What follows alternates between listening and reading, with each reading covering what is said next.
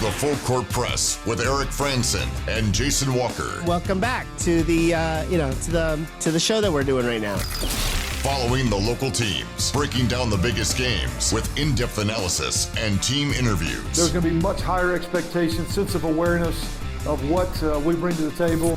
Join the show by calling into 435-752-1069 or text 435-339-0321. It's the Full Court Press. Rose, ends up, yes! Caught! Touchdown! They did it!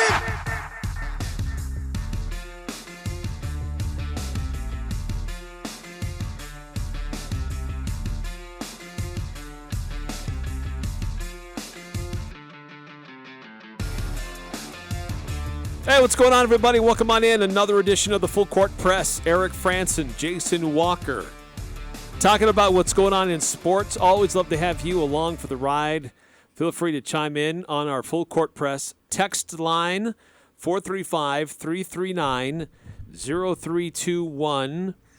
Got a bunch of high school basketball going on tonight. A game that we didn't know was scheduled is happening tonight. Which one is that? Green Canyon apparently has a game tonight in North Logan. Oh, really? So that's a late edition. Was that not on the schedule? No, it was not. That's right, because they had Ben Lomond yesterday, and I was on top of that one. Yeah, I Who learned were they this playing? late last night. They're playing Layton Christian. Oh, Layton Christian? Were they up here for the North versus South, or is that just coming up here out of the... I think they're just coming out of the blue. I don't know. So anyway, that's one of several games on the schedule tonight. So we'll talk about that. So that's, I think, 5... Is that 5 out of 6? Yes. Because it's Mountain Crest... Mountain Crest is at Roy today. Right. Ridgeline So who's does the one not that's not... play. Ridgeline's not actually. They play tomorrow. Yes. And Ridgeline played yesterday. Was it yesterday No. at Bingham, or was it 2 days ago? It was against 2 Bingham? days. Okay. Yeah. It's a wacky time. It's hard keeping 6 basketball schedules in my head at the same time. I already have to keep Logan's for dang sure because I have to, be on top of what's going on there. And Logan's playing tonight, and I've had to do the quickest game prep I've ever done. Maybe not the quickest, because I think this isn't the first time they've played in quick succession, but I've had to do some pretty quick game prep for the Grizzlies, trying to get all my notes and things to be ready to call that game. Not a lot of turnaround. No, and I've also been having to do, there's a relatively quick turnaround for Utah State basketball. So, and I've been having to work on my preview of that game. So I'm trying to research Northwest Nazarene. I've got like 4 or 5 tabs open regarding the Northwest Nazarene, and I've got 5 or 6 tabs open trying to update all my Logan stuff and research Cedar. So, yeah, I had a lot of stuff that I was rolling through earlier today, trying to figure everything out and get things ready for what's just becoming an oppressively busy basketball schedule. Yeah, it's fun. Yeah, I can't complain. No, it's good. But yeah, it's 4 straight days of basketball between calling back-to-back Logan games, today and yesterday, and then bookended by Aggie games. That's true. Yeah. So, which is about what I did last week, roughly. It was like 4 straight days of basketball.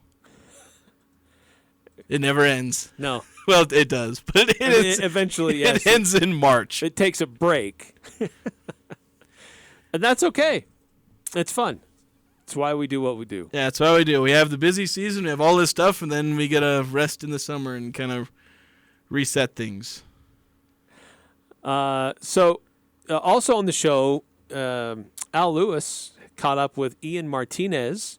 He'll have some of this audio will air on his Aggie game day coverage tomorrow ahead of the Northwest Nazarene game.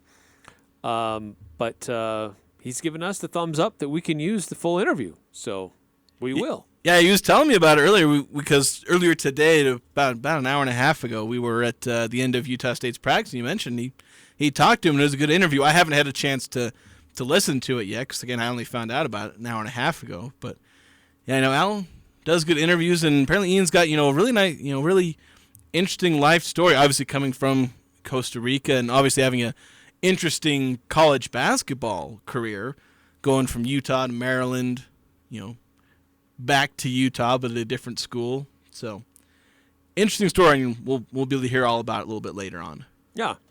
So, and of course, it's Friday, so we have a lot of things to look to for the upcoming weekend. Like, what else is going on in the Mountain West basketball? How are the standings looking there?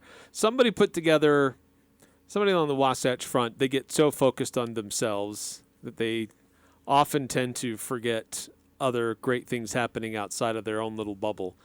But somebody put together a list of the top basketball players, college basketball players in the state, and it was only like, 4 players? Yeah, it was 4 players. It was it was a 5. deliberately short list. Yeah. And it included some really good players. Like I couldn't even really argue with 1 and 2. I think the 1 and 2 were certainly very deserving of their spots. You could argue which one's 1 and which one's 2, but after that, it was a little interesting, some of the omissions. Yeah, and it was for both men's and women's basketball. Yeah, he was including men's and women's. Like I said, his number 1 was men's basketball player. Number 2 is women's basketball player. So, but no Aggies on that list. Yeah, no Aggies. No Aggies, just BYU, Utah, and Weber State for some reason. Because they usually ignore Weber State too. Like, yeah, because and I feel like it happened earlier this year where once again, like Weber State fans have to be pulling out their hair every time. You know, Utah State fans, Weber State fans can probably relate to each other where you're pulling out your hair when they say, who's the best college player, at the pro level, because you do this in the NBA. It's been Damian Lillard for however long Damian Lillard's been in the league. And in the NFL, it's been Bobby Wagner for the last so long. I know what's his name, Fred Warner, the linebacker, he's probably overtaken that, or at least he became one of the best linebackers. Yeah, it's in the conversation. And Bobby Wagner kind of hit the tail end of his own career. So there's a bit more of a debate, but for the longest time it was Bobby Wagner, and it wasn't a question.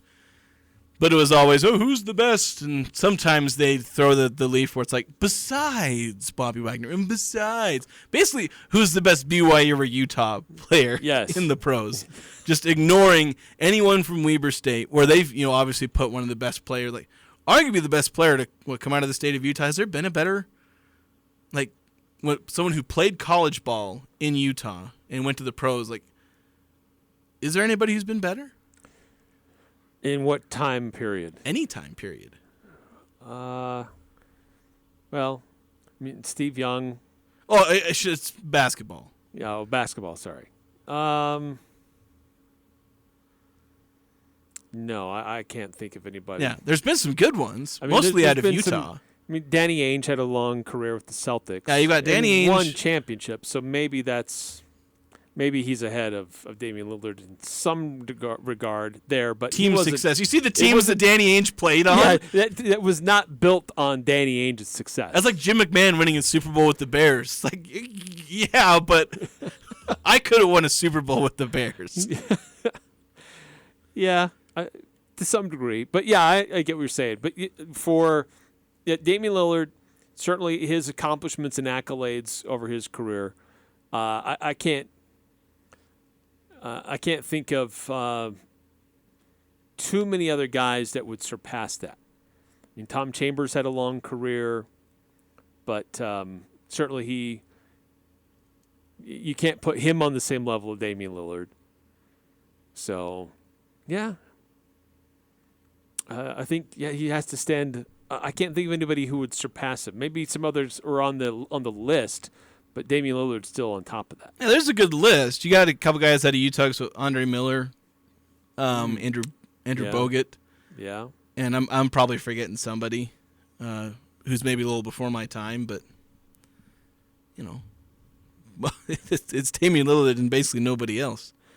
And in football, it's largely Steve Young. Of course, Bobby Wagner's probably going to be, and Merlin Olsen. Actually, you could probably argue that Merlin Olsen is the best football player to come out of a college in Utah. Yeah. I think when you put his whole body of work, he's... And you look at his NFL career, the one thing, there's kind of one and a half things that Steve Young would have over Merlin Olsen. One is that he plays quarterback, and we naturally give more credence to the quarterback position. Then there's the fact that you won a Super Bowl. Like, that's where the argument comes from. Most people wouldn't admit that they say he's better because he plays quarterback, but that's kind of where it comes from. Yeah. He does have a Super Bowl, but career accomplishments, it's Merlin. Yeah. And dominance in the sport, it's Merlin. Right. But Obviously, Steve Young very deserving of his Hall of Fame spot. Yeah. So it's not like he was a scrub. No. How did we get here? We're kind of off topic. We were doing this list and we didn't even mention who was on the list. Oh, yeah, we might as well say who was on the list. We've gone this far. Yeah, that's true. And so it's Sam Farnsworth, KSL, KSL Sports, or out of KSLSports.com. I know they have about 6 different websites, and they're all different. Yeah, Even though they're all under the same umbrella. that's true. But he said, who are the best college basketball players in our state? And he included both men's and women's, because number 1 is Dylan Jones out of Weber State, who's having a heck of a season right now. Yeah. And hard to argue. I mean, he's averaging 20-plus points. He's averaging 6-plus rebounds as a 6'6" wing. Decent number of assists, shooting the ball really well. Really hard to argue with that. Behind is Alyssa Peely, Utah women's basketball. She's the leading scorer, as far as I'm aware, of anyone in the state, at about 23 points. And then I forget how many rebounds, but she's 6 or 7 rebounds a game at least. So she's having herself a pretty dang good season. Last I checked. After that, though, it's a little. I mentioned earlier, I thought 1 and 2. I couldn't really have much argue with 1 and 2. I'd argue Alyssa has a pretty good argument if you're just going best basketball players. She's probably number 1. Right, you probably would move her up. Yeah, and it's not just that she's scoring more points; that her stats are just overall probably better than Dylan Jones. But yeah, 3 and 4, which Sam mentions are close, are Brandon Carlson of Utah and Jackson Robinson of BYU. And that's where it gets a little more iffy, because the omission of Great Osobor is pretty telling. Yes. I mean, just yesterday on this show, I went through and mentioned all the different things, how all the different statistical categories that Great Osobor is ranked highly throughout college basketball, not just in the Mountain West, but across all 330 some odd teams. Think of all the players on those teams, and Great Osobor is top 50 in multiple categories. Yeah, and he's incredible on both ends of the ball. So he's both ends of the court, I should say. So yeah, he's clearly one of the top 5 players in the state. Of course, there's also one of BYU women's basketball players, and I was trying to fact check this top 4 list. There's the BYU women's basketball player who's averaging like 15 and 13 right now. So she's a double-double machine. It's like there's multiple players I feel like you can include on this list, and among them has to be Osobor. You can't exclude him from a list like this. No, and I would include Darius Brown. You have to include the guy who's number 1 in America in assists per game and number 3 in America in assist to turnover ratio. His impact on the game is tremendous. So he's got to be on the list of consideration. But to leave especially Great Osobor off that list is just really short-sighted. Yeah. Considering how he's highly ranked in blocks per game, rebounds per game, points per game, field goal percentage, free throw attempts. I mean, he's there. There are like that Dylan. What's his name? Dylan Jones. Dylan Jones from Weber State. He's ahead of Osobor in points per game, but there's no Utah or BYU player above either of those guys. Not even in the same stratosphere as those guys. Yeah, to me, it's like I said, 1 and 2 on that list I don't really have much beef with. But yeah, as far as him not being in the top 4, he is. And it's just, anybody who's not putting in there, it's Salt Lake bias. It's just what it is. Yeah, totally. Absolutely. So you've got arguably one of, if not the best, certainly one of the top 3 or 4 players in the state of all of college basketball. There's several teams at this level competing in college basketball, and then top 4. One of the top 4 guys among all those for men and women is playing basketball at Utah State. Yeah, this is the most dominant post player in the state, and you're not acknowledging him? Again, this is a song and dance we've seen before. Yes. Because they'd barely acknowledge Sam Merrill when he was balling out. Yeah, so. that's true. Or J.C. Carroll. Yeah, or It was all J.C. Carroll. Jimmermania at the time. Even Damian Lillard, again, when he was at Weber State, they weren't acknowledging him. I mean, that was in the middle of Jimmermania, which was certainly exciting, but ended up overlooking a guy who'd end up having a Hall of Fame career in the NBA because, somebody's making 30-foot threes. Yeah. I know. Weird. But so certainly the season that Great has been having has been awesome. And a lot of comparisons to Ty Wesley. But this has been a really special group for this Utah State basketball team.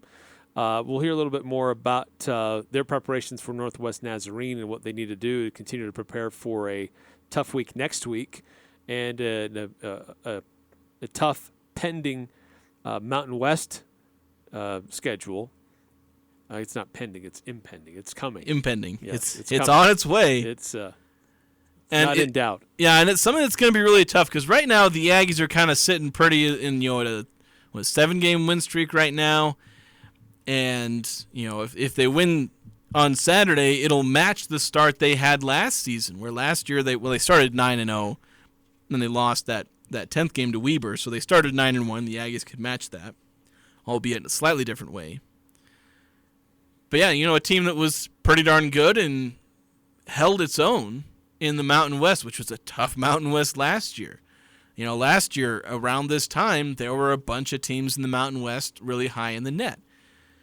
So we'll see exactly how this team is able to how they're able to handle that Mountain West schedule. But we'll get another good picture of how good this team is because we've seen them in a couple of barometer games against Bradley. Even though they lost that one, it was a decent sign. Although I don't think Bradley's done spectacularly since that game. I think they've dropped a couple. I think one of them was to Akron, if I recall. But then they had, UC Irvine, which ended up, I think, to this point, they're one of the highest. San Francisco, I think, has overtaken them as far as ranking. But that was a team that was pretty high in the net, or at least in the Ken Palm at the time. Because I don't think net had quite come out yet. But this is going to be another week. You're going to go on the road. Your next, tough road game, probably comparable to St. Louis in some ways, but you're going to have that. And then you're going to have San Francisco in a kind of semi-home game. So, and San Francisco, I think right now, they're when was the last time I checked? They were like 49 in the NET? 43 They're today. 43 now. So that's going to be a really tough game. It's probably going to end up being quad one. If the Aggies win, it'll probably still be quad one because it's top 50 at neutral site, right? Yes. So, because where Utah State is a low 30s and San Francisco is now a low 40s, it'll be good for both schools to have that game. Yeah. It'll be good for the team that wins. Obviously. So, yeah, it'll be a much tougher week than this one because this week you face, San Diego. It's obviously not a very good team. They're in the high 200s of the NET for a reason. And then you're going to be playing a Division II team. I know Coach Sprinkle talked up Northwest Nazarene as a really good Division II team, and I'll be honest, I haven't looked that deeply into Northwest Nazarene, but I have no reason to disbelieve, especially because he's had experience being in the same geographical area, because they're up in Idaho. So he's, being a Montana State, he's been kind of in that same footprint at times. But still, it's a Division II team, and it's a team you should be beating up. So you expect the Aggies to be able to handle this one, probably in a similar way to how they handled South Dakota Mines or who's the team they played in the Montana exhibition? State Billings. Yeah, Montana State Billings. So they should be able to handle the game pretty well. So fairly easy week, but it's going to get a lot harder next week. And as you mentioned with the Mountain West, it's going to get much, much harder in Mountain West play with how many good teams there are. A couple of texts coming through, 6543. I've been checking out the net rankings. I see that BYU is number 1. Is this a mistake, or am I looking at the wrong rankings? Please tell me this can't be. Well, I think they're undefeated to start the year, aren't they? Let's see. I'm pulling it up right now. BYU is 8-0. Yeah, because they were like top 10 in the. I think they were as high as like number 7 or something like that. Yeah, they. So I guess it's possible for them to jump to number 1. Yeah, look, they beat San Diego State. They're ranked 14th right now in the AP Top 25. tied for 13th in the coaches poll.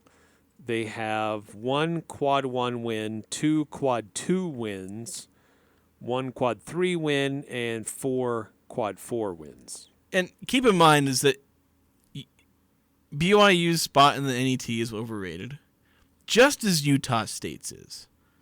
Like, Utah State is way overrated in the NET right now. Well, also, BYU has not had a true road game yet. Yeah. But the thing is that, well, they do have the quad one because they beat San Diego State, who's, despite that game being played in the Marriott Center, it's still a quad one game because of how high San Diego State is. Right. But, Utah State, this year and last, where they were super high in the NET, a lot of that had to do with, really, really efficient offense. I think BYU is averaging like 90-plus points per game right now. Yeah, looking at the NCAA statistics on the year so far, and let me pull this up again one more time. BYU is right now the number 4, fourth in the country in scoring offense and 6th in the country in scoring defense. Yeah, so they're winning by wide margins. Yeah, so keep in mind that Utah State, view BYU being that high in the NET the same way you view Utah State being as high in the NET. They don't really deserve to be in those spots. I feel like Ken Palm, his putting Utah State in like the low 60s, I don't know if they've jumped into the high 50s right now, but that's about where Utah State belongs right now. BYU, I think they're pretty high in the Ken Palm. I think they're top 20. 6. They're number 6. And BYU is playing really good right now, so I don't know if Utah State is 62. Yeah, so BYU is playing spectacularly. So, but yeah, keep in mind as far as them being the number 1 team, I wouldn't put them there. But obviously playing really well right now. We'll see how things change when they get into meat of the Big 12 play, because they're going to face the same rude awakening the Aggies have to, where they're going to be playing in a dang good conference. Yeah, BYU has played Houston Christian, San Diego State, which was a good win for them, Southeast Louisiana, Morgan State. Then they beat Arizona State, NC State. Fresno State's not a good team. Evansville, not good. So, they've got a couple of P5 wins and a top 25 win. So, there's 3 good games in there. Yeah. But it's better than what Utah State can say. Yeah, the schedule is better. So, like I said, both of these teams, Utah State and BYU, are pretty overrated in the NET, and that's kind of the flaw of the NET. I don't like to look at the NET as far as it being the ranking system. It's mostly just, all right, you worry about the NET because it gets to use those quad games, like those metrics, which you do worry about how key those are. 'Cause it's like, I didn't think Utah State was like a top 20 team last year, but they spent a good chunk of their season like in the top 20, top 30. Yeah. And every time a team beat them, they got credit for beating a top 30 team. It was like, the Aggies weren't that good. Yeah, that's they were true. Good. And they're good this year, but they're not, top 30, top 40 right now, like the NET says they are. We got some more texts coming through, but we need to take a time out. We'll talk more about the Mountain West Conference. We talked a little bit about this yesterday, but we want to get into a little bit more about your changing expectations of this team, but also expectations of other teams throughout the Mountain West Conference. Who was surprised so far? Who's disappointed? What's on the schedule this weekend? That's all coming up next here on the Full Court Press.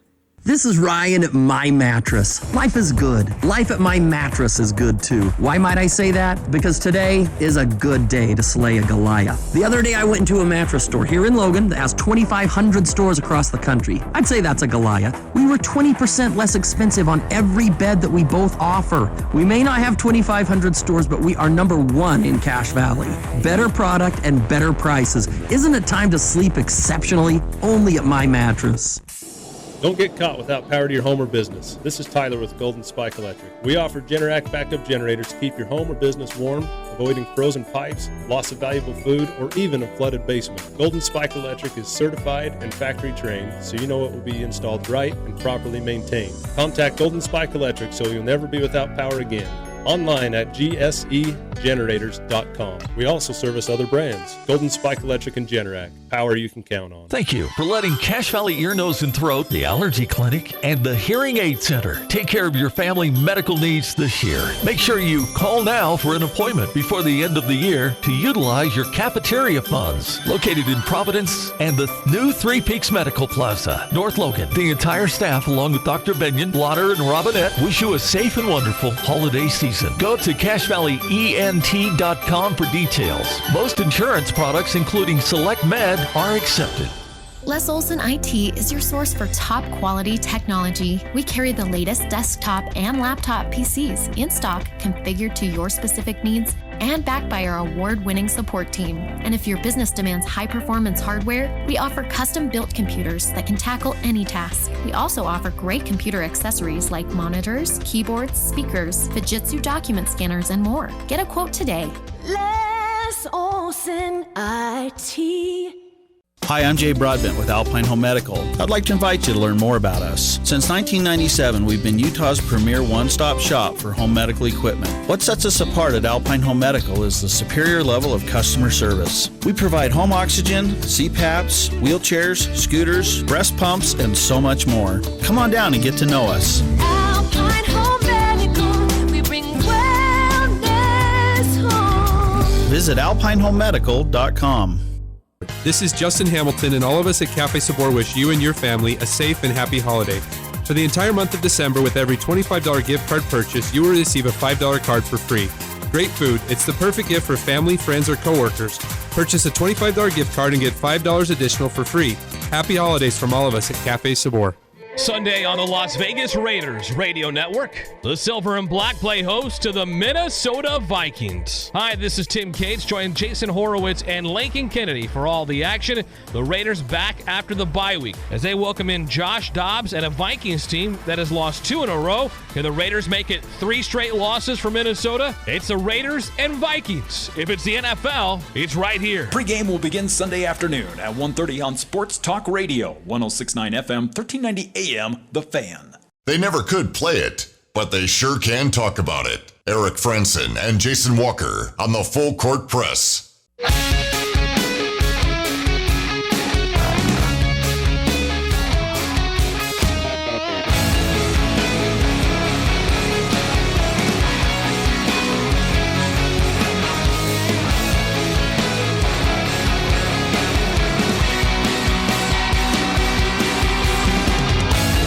Eric Frandsen, Jason Walker here on the Full Court Press.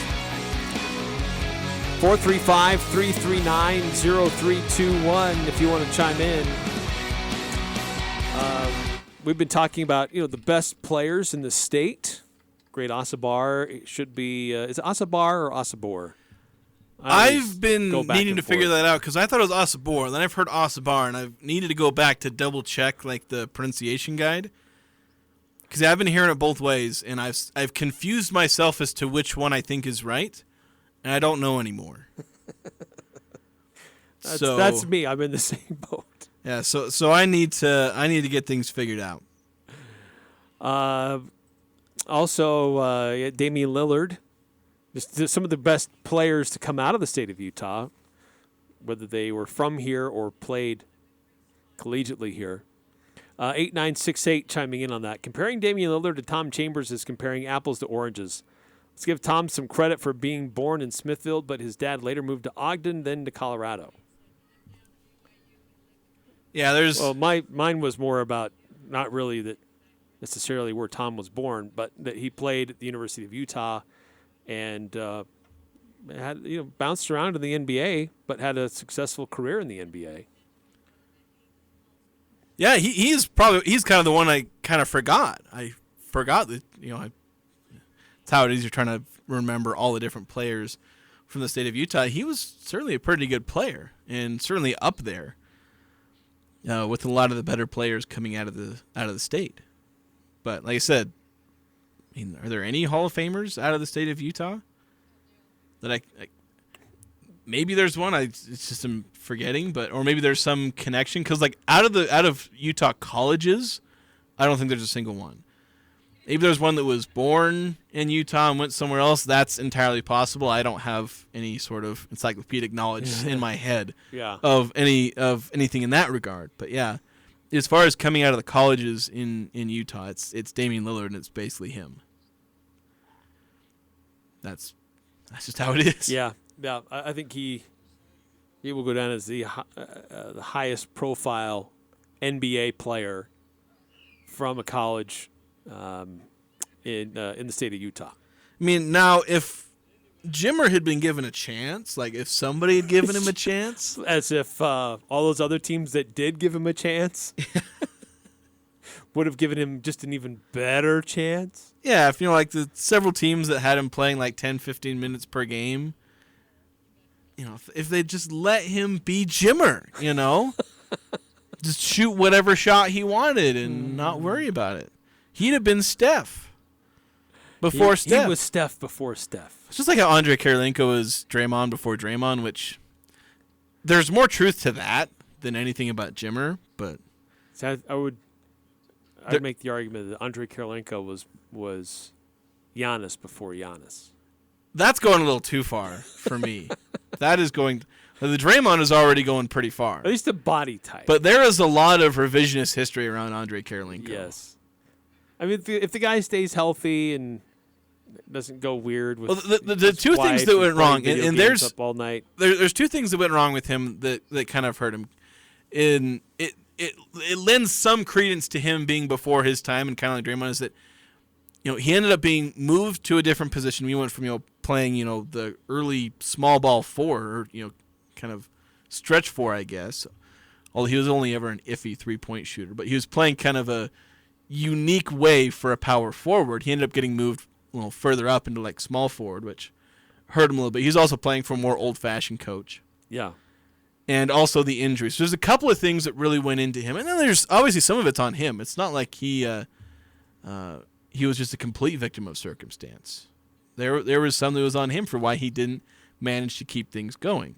But yeah, there's revisionist history about him, being this, tragic, victim of circumstance, and just, that's the only reason he didn't become a Hall of Famer. It's like he was a unique player who did some really cool things.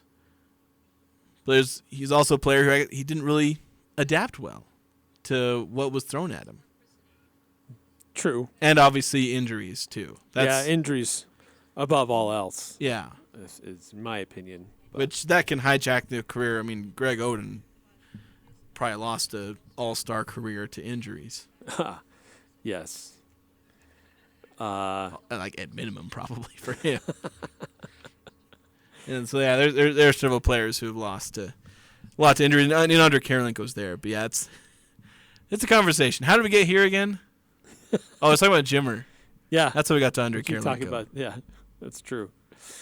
All right, let's circle back. 2409's texting in though, saying joining the conversation late, but wasn't Tom Chambers from Weber High and an All-American and an NBA All-Star? Yeah, we were talking about best players out of colleges, and yeah, Tom Chambers had a distinguished career. Yeah, he was one of the good. We were talking Damon Lillard being it, and Tom Chambers is a really good one. A couple others from Utah. You said Andrew Bogut, Andre Miller, Danny Ainge.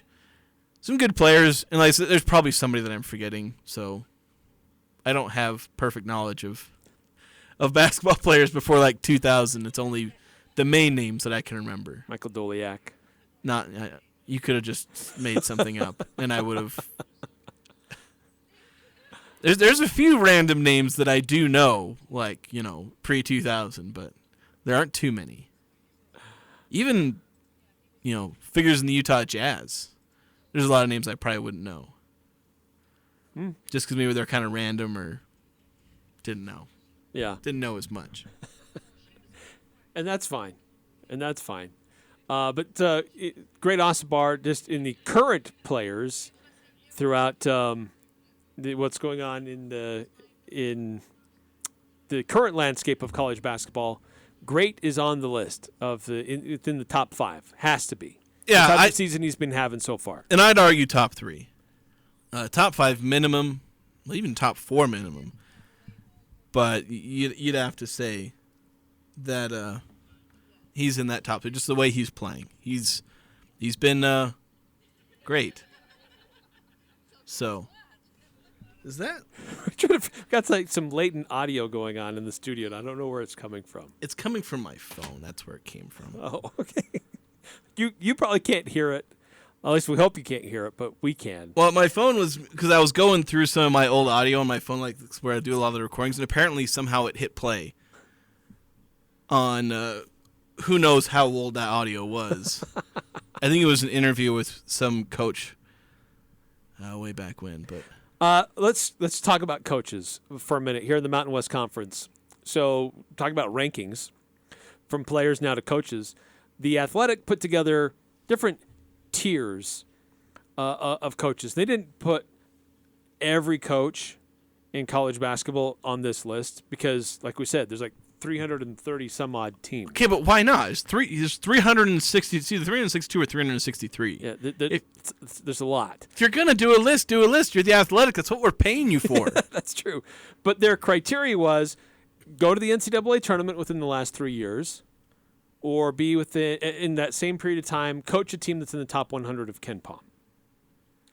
And so I think there may have been one or two other criteria, but they wanted to say, okay, if you are a good coach, how good are you? They're basically trying to whittle it down to about the same number of teams they do when they do their FBS rankings, basically. To some degree. So they just want to look at, okay, who are the good coaches in college basketball, and how do they rank among each other? So they have 6 different tiers. And not all Mountain West teams are in this list because not all coaches are in that category of their criteria. The highest rated coach out of the Mountain West Conference. Now, this was as of late October. Let's keep this in mind. So we're going to frame this as what was the tiers and levels before the season, and how do we think things are now at this point of the season into early December.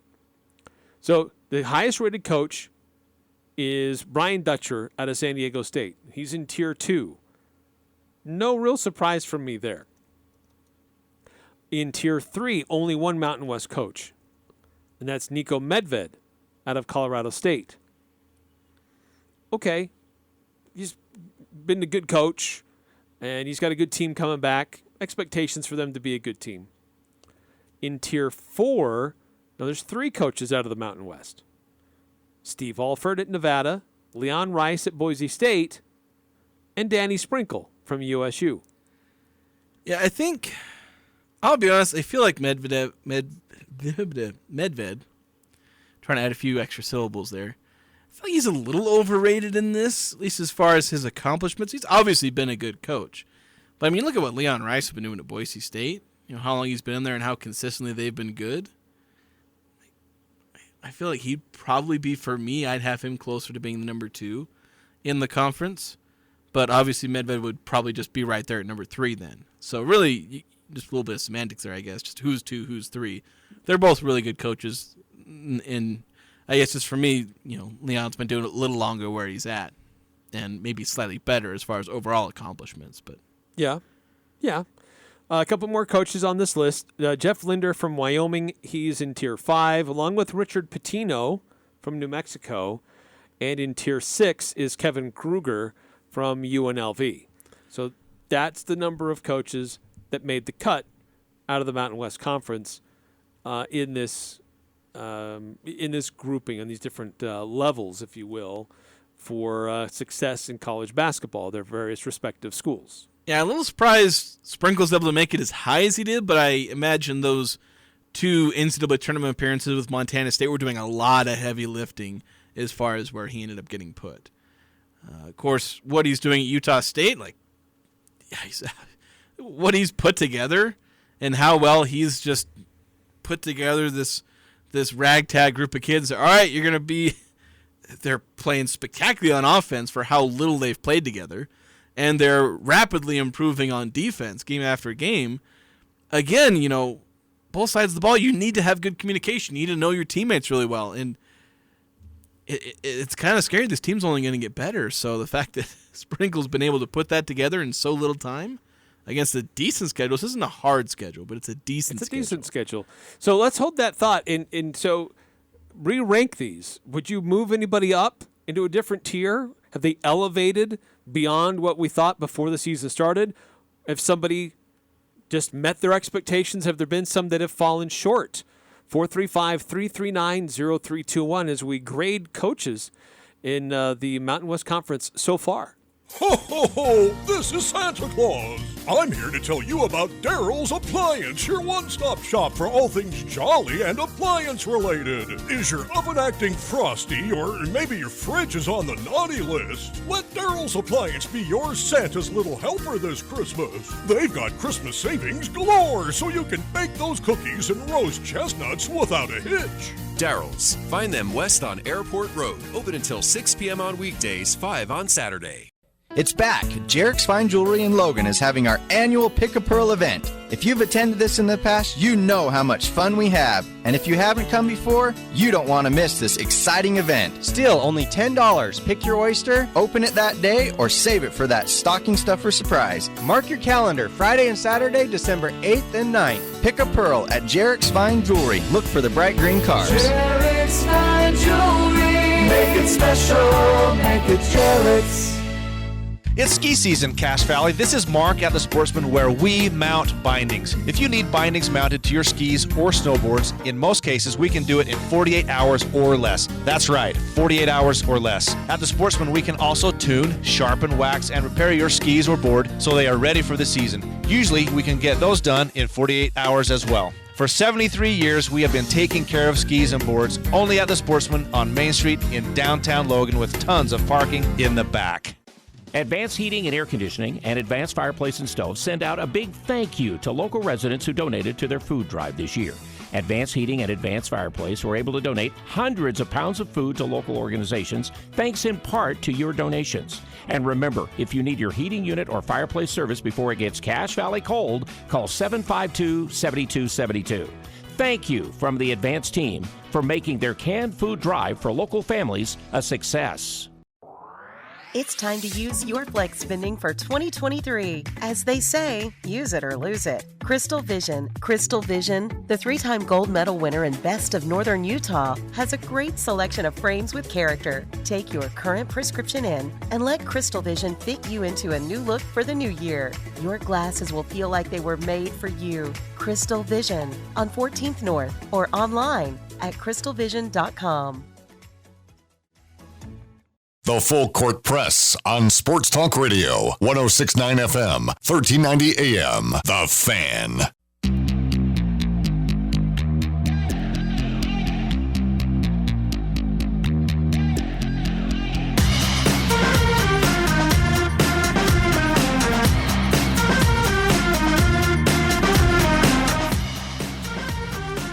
So we're 8-9 games into the regular season. And how would you rate how teams are doing in the Mountain West so far? And various coaches, how well they're doing. We've talked about there's several teams that the net rankings are smiling on.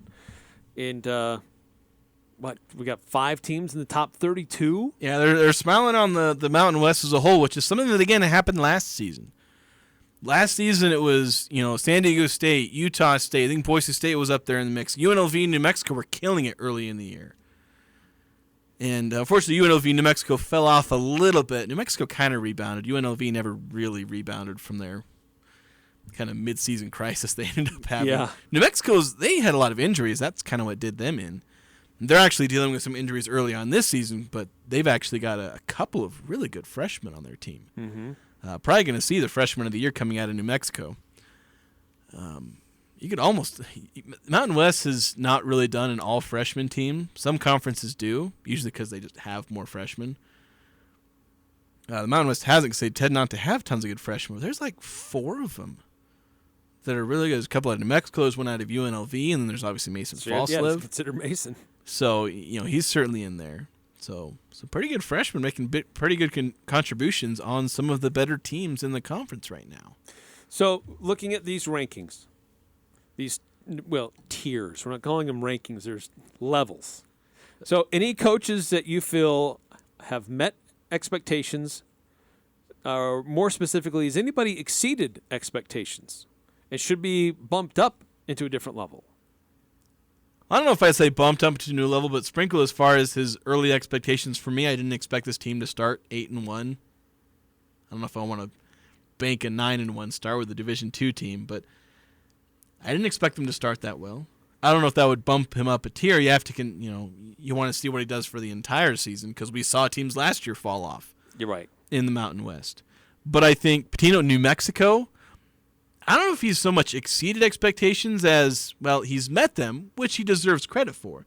There were pretty high expectations for New Mexico, and despite some injuries to one of their key players, I can't remember which one it was. I think it was Jalen House or is one of their star guards, and I can't remember which one, has been injured.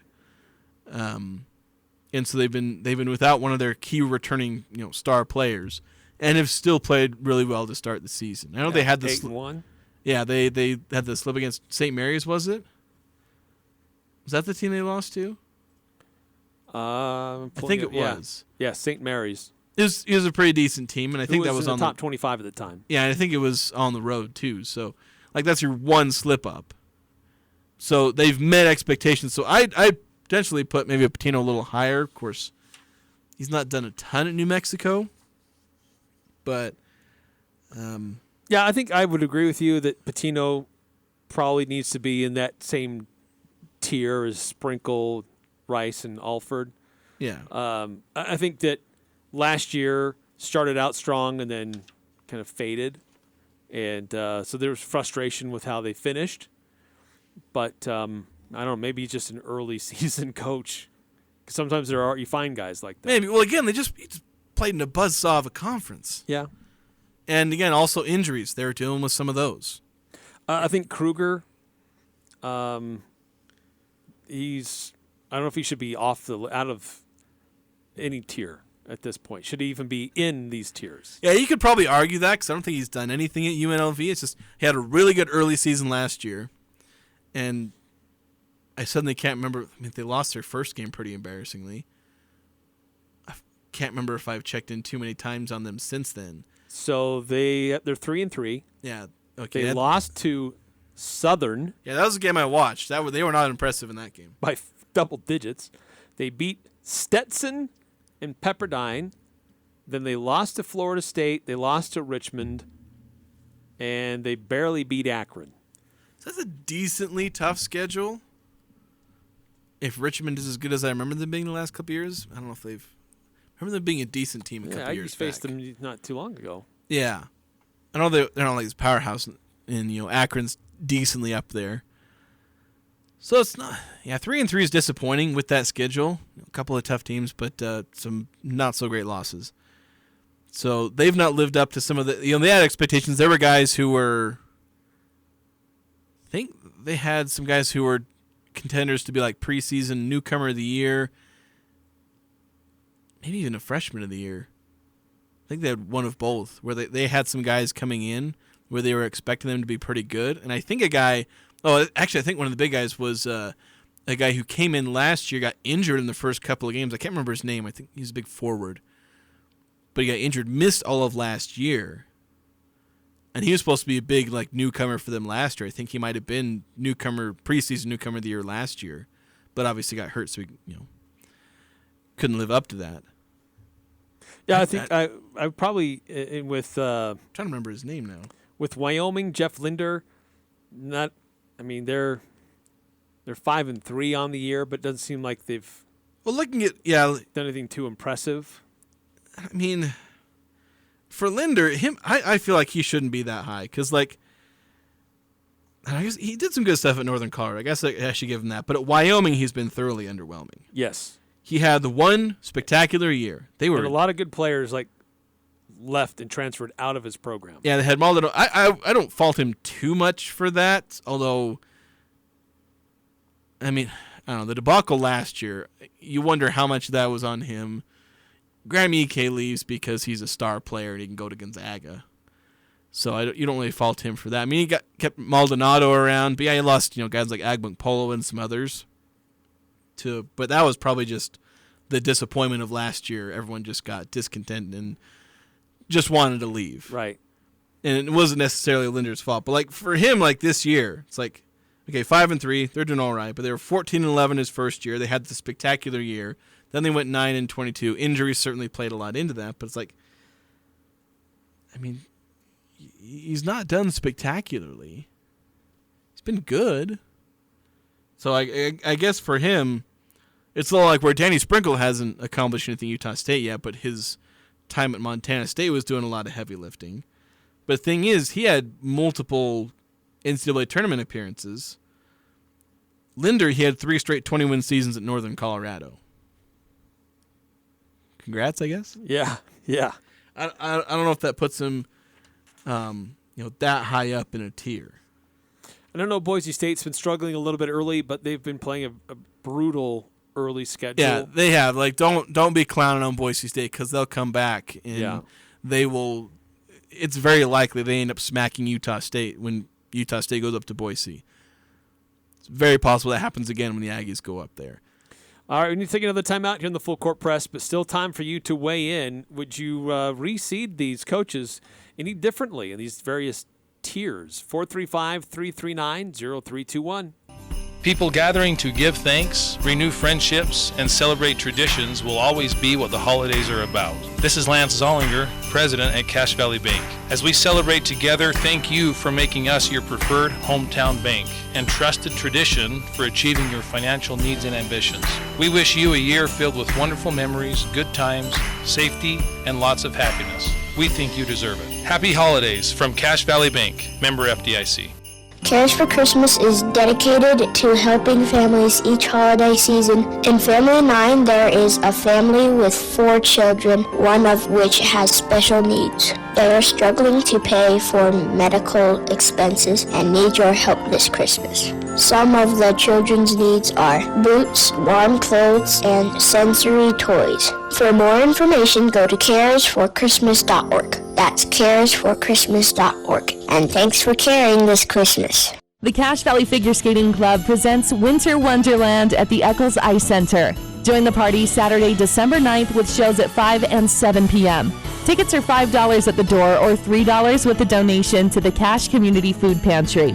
The Winter Wonderland show features local skaters showcasing their amazing talents. Support the Cache Valley Figure Skaters for an amazing show the entire family will love. Saturday at 5 and 7 p.m. at the Eccles Ice Center, North Logan. It's never too cold or wet to get rid of that old vehicle. Now is the time to earn extra cash for the holidays by calling DD Auto and Salvage. Let them pay you for that junk vehicle. DD Auto and Salvage makes it easy and fast to get rid of your junker vehicles, paying you the most money possible. Pickup is available. DD Auto and Salvage in Logan wants to pay you today. Call 787-1204. That's 787-1204 today. See store for details. This is Nate Lamson with Valley Office Systems, your home team when local matters. Valley Office Systems is your local provider for all things office, copiers, printers, furniture, and document management. Proudly serving Cache Valley since 2007. Visit valleyofficesystems.com. The Aggies, the Jazz, the high schools, the Full Court Press on Sports Talk Radio, 106.9 FM, 1390 AM. The Fan.